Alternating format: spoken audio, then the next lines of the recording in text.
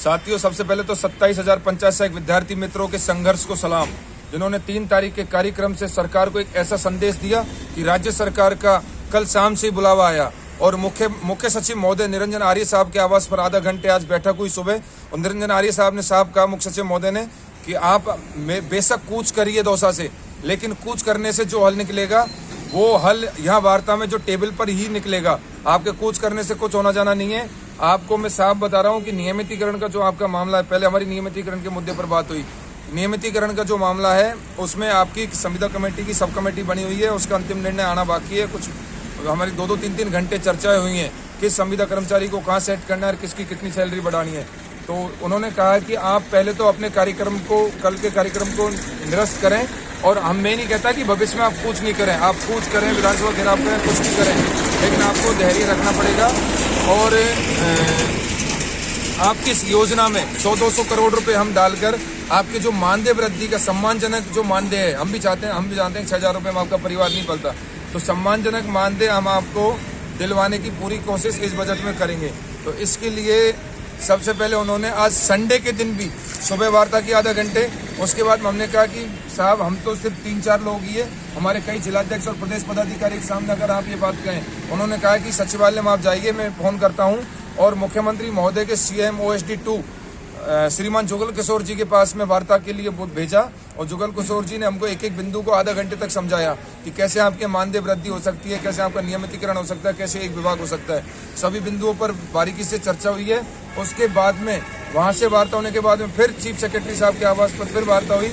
उन्होंने साहब कहा कि अब कल के कार्यक्रम को आप रोकें, अगर आपका इस बजट में कुछ भी नहीं होता है तो आप यहीं हो, आप भविष्य में कुछ कर सकते हैं। तो साथियों, हिम्मत से घबराने की जरूरत नहीं है, लोग बरगलाने की कोशिश करेंगे।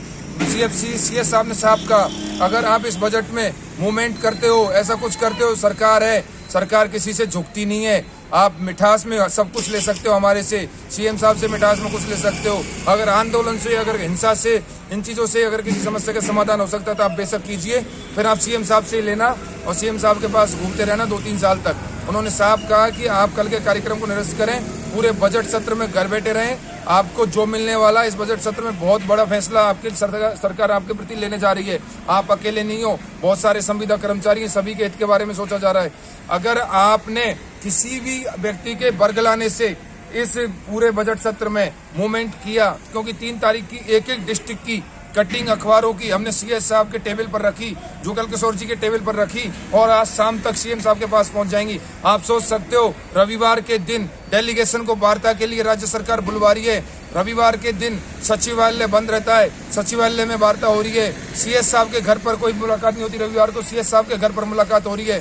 तो इसका सीधा संकेत है कि 3 तारीख की आपकी ताकत ने राज्य सरकार को जो चेतावनी दी है वो अभी भी जुनून और जोश के साथ में हम दौसा की धरा से बजट में अगर हमें कुछ भी नहीं मिला हम कूच करेंगे। लोग बीच में बरगलाने, याद रखिएगा, लोग बीच में बरगलाने की कोशिश करेंगे, किसी की बातों में नहीं आए, क्योंकि आपके संग और सच्चाई और रेरे के लोगों ने आपकी जो जिंदगी बर्बाद की है, अब वो जिंदगी बर्बाद नहीं होने वाली है। आपको विधानसभा कूच के लिए बुलाएंगे, आपसे तांडव करवाएंगे ताकि सरकार नाराज हो और आपको घर का रास्ता दिखा दे। हमें वो काम नहीं करना है। हम गांधीवादी विचारधारा के व्यक्ति हैं, तो हम जोश और जुनून के साथ में दौसा की धरा से कार्यक्रम निरस्त नहीं किया है, कार्यक्रम पोस्टपोन किया गया है। हमें CS चीफ सेक्रेटरी राजस्थान के सरकारी तंत्र में मुख्यमंत्री महोदय होते हैं, जुगल किशोर जी OSD है मुख्यमंत्री महोदय के, वहां तक हमारी बात पहुंची है।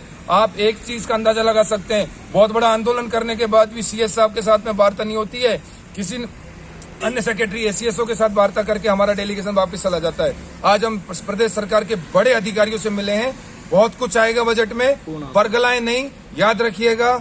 कार्यक्रम हमारा निरस्त नहीं हुआ है, दौसा की धरा से दांडी मार्च निकलेगी। राज्य सरकार को अभी भी हम चेतावनी दे रहे हैं, अगर इस बजट में हमारे साथ में कुछ अच्छा नहीं हुआ तो हम बिल्कुल तैयार हैं। जय संघ, जय संघर्ष।